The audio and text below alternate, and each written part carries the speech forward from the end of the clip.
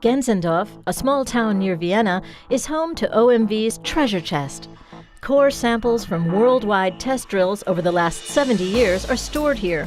They paint a fascinating picture, up to 8,500 meters deep within the earth. Spannend macht es das eben die Vielfalt, die man sieht. Ja. Wenn man in der Lage ist, in diesem Gestein zu lesen, wie in einem Buch, dann sagt ihm das extrem viel. Ja. Es sagt mir zum Beispiel, dass ich hier hohe Strömungsenergie hatte, dass daher der Sand, hier habe ich eine geringere Strömungsenergie, auf einmal können sich hier Tiere ansiedeln. Ich sehe zum Beispiel Reste alten Ozeansbodens, die früher in mehreren tausend Meter Meerestiefe gelagert haben und jetzt sich mehr als 3 Kilometer unter der Erde befinden. Oder hier zum Beispiel ein Gestein aus einer Zeit, als die Tier- und Pflanzenwelt gerade dabei war, das Land zu kolonisieren. Also das ist das Spannende, das Aufregende an der Sache. Even today, seeing and feeling the rock is an irreplaceable method of identifying deposits. This still holds true, even though other, more modern methods are now used in the search for oil and gas. If the soil analysis looks promising, the next step is to set up a drill site. This is about the size of a football pitch. The tower needed to drain the drill pipe can soar up to 60 meters high in the sky. The beating heart is a hydraulic lift system which maneuvers the drill pipe. It can handle loads of up to 450 tons and more. This means it could easily lift the world's largest aircraft with 800 passengers on board. The actual drive unit would be the clear winner in a tug-of-war against 120 cars. The levers are made from steel pipes and achieve 50 to 120 rotations per minute, generating immense pressure just from their own weight. This is how the drill bit battles through the rock meter by meter. Inside, the construction is hollowed like a straw so that the drilling fluid can get right to the bottom. The cycle involves 3,000 liters a minute, equivalent to the output of 400 pressure washers from a DIY store. The drilling fluid fulfills many functions.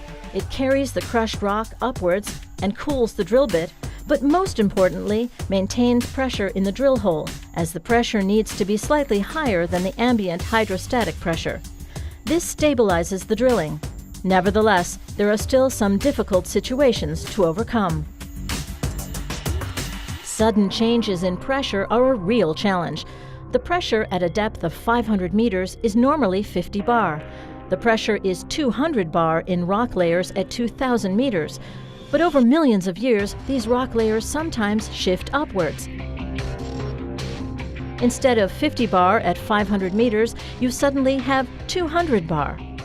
But thanks to the blowout preventer, the material doesn't shoot out of the well. The device immediately seals the wellhead until the drilling fluid has exerted enough opposing pressure to continue working.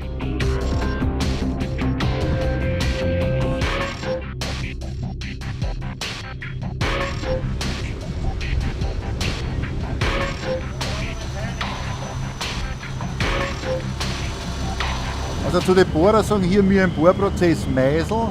Wir benutzen hier sogenannte Rollenmeißel und auch PDC-Meißel, wie man den hier sieht. Das heißt, diese Kanten hier, diese dunklen, bestehen aus Industriediamanten. Diese Meißel haben den Vorteil, man hat keine rotierenden Elemente und man kann mit diesen Meißeln, wenn man Glück hat, bis zu 2000 Meter bohren. Natürlich, wenn man Pech hat und dieser Meißel erwischt die falsche Formation, was sehr hart ist, dann kann der Meißel nach 10 Meter auch kaputt sein. The sensors behind the drill bit allow for high-precision drilling, constantly getting information about the direction and gradient. But how can we access these measurements? Using a device which can drain off excess drilling fluid. This creates pressure pulses in the liquid which are received at the surface. Theoretically, this Morse code allows the team to pinpoint a keyhole 2,500 meters away, drilling within half a meter's accuracy, according to experts. These deep drills are often at depths of 2,000 to 3,000 meters, but the record is a staggering 12,262 meters. Not even the peak of Mount Everest, the highest point in the world, can compare. But going in a straight line is not always the best option. Directional drilling, or slant drilling, offers tremendous flexibility. You can drill in different directions from a single starting point. How does it work? The drill bit is the only thing which turns.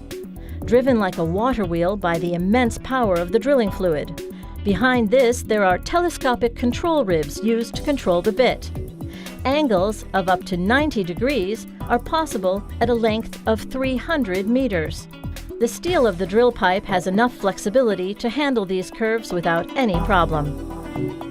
Directional drilling is also good for the environment, as you don't need additional well pads and can therefore avoid further disruption to the surface. Ja, wenn man die Lagerstätte erbohrt hat, dann wird der Bohrmeißel ausgebaut und dann wird die Bohrung physikalisch vermessen. Falls die Bohrung wirtschaftlich fündig ist, wird die ganze Bohrung dann mit Käsingen ausgekleidet. Das heißt, quasi mit Stahlrohren verkleidet und verzementiert. Wenn man dann natürlich einen Erfolg hat, Öl oder Gas findet, ist natürlich das Erfolgserlebnis umso größer. Ne? In principle, deep-sea drilling is comparable to onshore drilling. The key difference is first overcoming the depths of the sea. Different rigs are used depending on the water depth. The main difference is how they are fixed to the seabed. For example, this can be with a solid frame or steel cables. The largest oil rig has a height of 472 meters and would tower far above the Empire State Building in New York with its 102 floors. Special drill ships or platforms are used when it is not possible to fix a rig. They have fast-acting, pivoting propellers. In combination with satellite positioning, these replace the anchorage and maintain the precise position whatever the wind or weather. But whether on land or sea, whenever deep drilling hits on oil or gas, it's thanks to the experts whose knowledge and skill have identified the right place to drill.